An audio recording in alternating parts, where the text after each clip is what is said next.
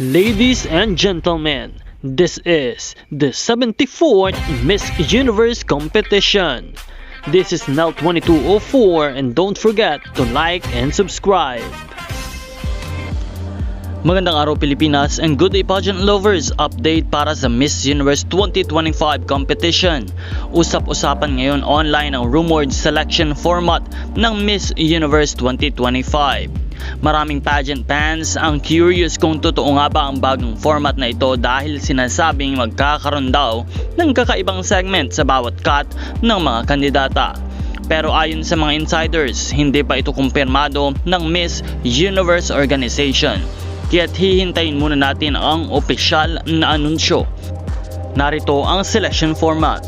Mula sa lahat ng mga kandidata ay magka-cut ng top 30 semifinalists.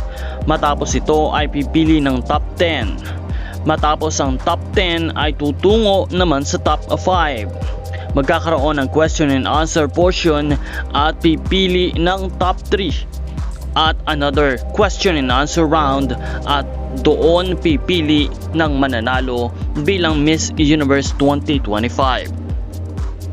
Ano sa tingin nyo mga ka-pageant? Magiging mas exciting ba ang laban kung totoo ang bagong format na ito o mas mahihirapan kaya ang mga kandidata? Save the dates mga ka-universe. On November 14, the swimsuit competition. November 19 will be the national costume and the preliminary competition.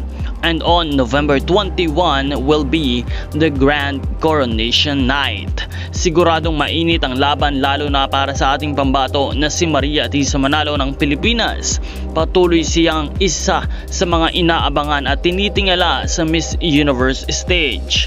Hindi lang dahil sa kanyang ganda, kundi sa kanyang confidence, grace at puso bilang isang tunay na Pilipina Queen. Kaya tutok lamang sa mga updates at huwag kalimutan na suportahan si Atisa sa kanyang journey to the crown.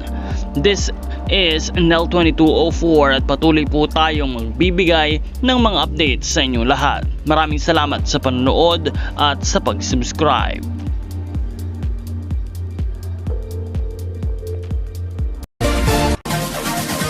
Support your favorite candidates and leave a comment.